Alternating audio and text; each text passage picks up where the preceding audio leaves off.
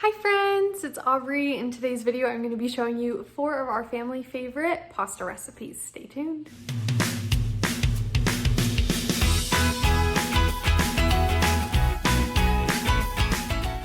We had some chicken and broth in the freezer and some broccoli that needed to get used, along with my clearance bacon. So we are going to make one of our favorite dinners.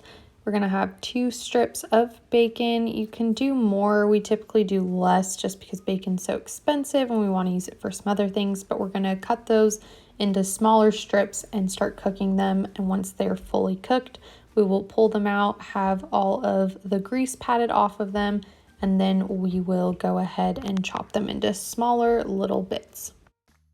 Now we're going to add in 1 to 2 chicken thighs, depending on size, chopped up into little pieces into the pot with the bacon grease. I'm going to season them with salt, pepper, garlic powder, and onion powder. We're going to remove the fully cooked chicken thighs and set those aside, and then we're going to add in 2 cloves of garlic. We're going to cook the garlic until fragrant, and then we will add in 1.5 cups of chicken broth. This was homemade chicken broth. I will leave that video where I made this linked in the description box for you. Next, you'll add in 2 cups of heavy cream and 2 cups of any small pasta that you prefer. I am using medium-sized shells. You'll want to make sure that the broth and heavy cream is covering all of the pasta, and then you will let this cook for about 6 minutes, stirring occasionally. Once that is finished cooking for a little bit, you will add in 2 cups of broccoli. I highly recommend making those small little pieces of broccoli. It'll cook a lot better that way. And then you'll add in the chicken and let this cook for an additional 5 to 7 minutes until the pasta is cooked.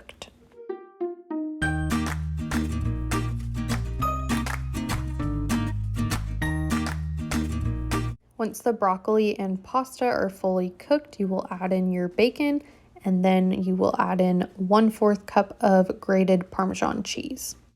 You'll stir this together until everything is melted and well combined, and then you can serve it up. You can top it with some additional Parmesan cheese if you want, serve it alongside some nice crusty bread. But this is one of our favorite pasta dishes. I hope you enjoy it as much as our little baby girl does.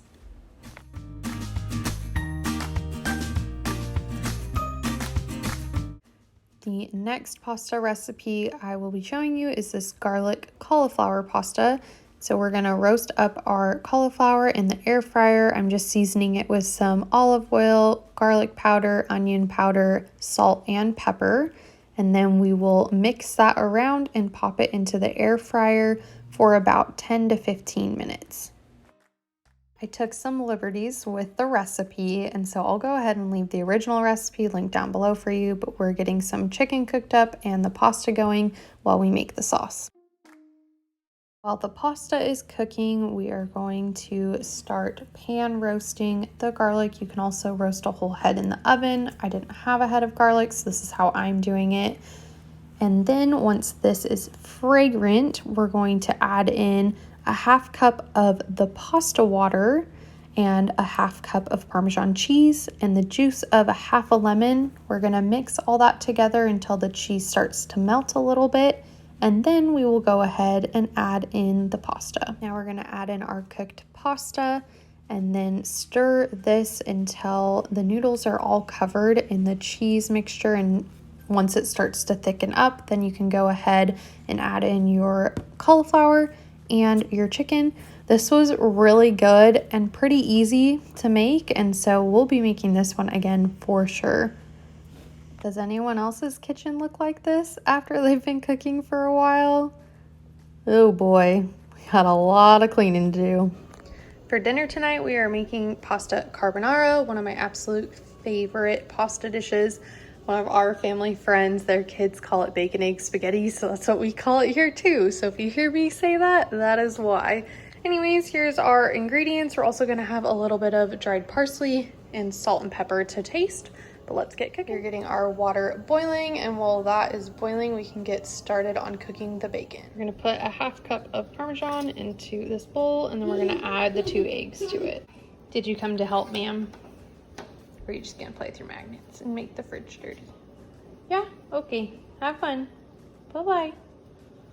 We added 2 eggs to this bowl, and now we're gonna whisk it together. We got the bacon going. We also are making some air fryer cauliflower. So that is what the obnoxious noise is. We're still waiting on the water to boil. This thing is coming together, and what I really like about this dinner, it's super quick and easy. It will come together in about 20 minutes or less, and you can serve it with any veggie side if you want to do that, or a fruit side, and it just makes dinner come together so fast, especially on those nights when you don't want to cook or where you don't have enough time. This is a perfect recipe to use.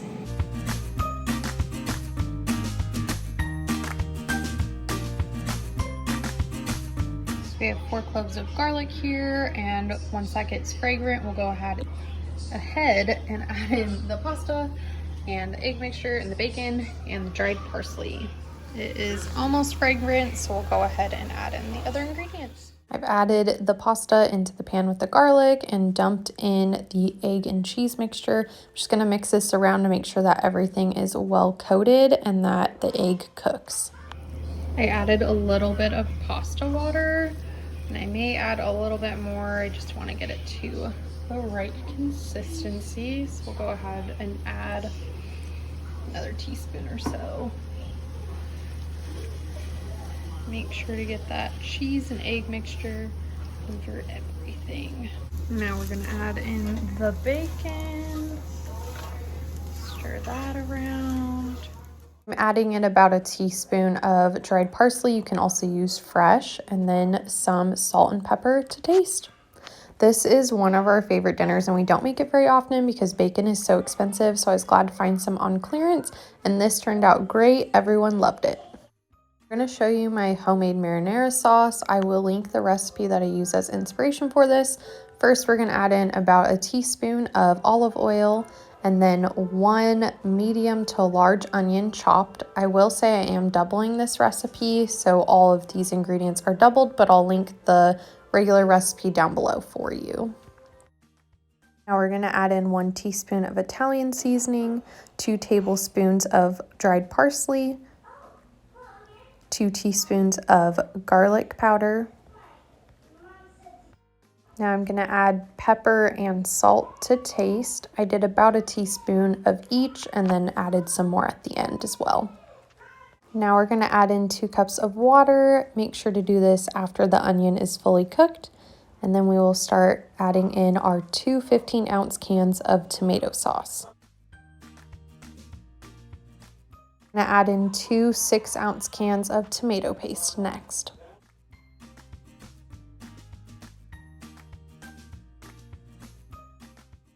Now we're going to add in 1.5 tablespoons of sugar to cut the acidity from the canned tomatoes.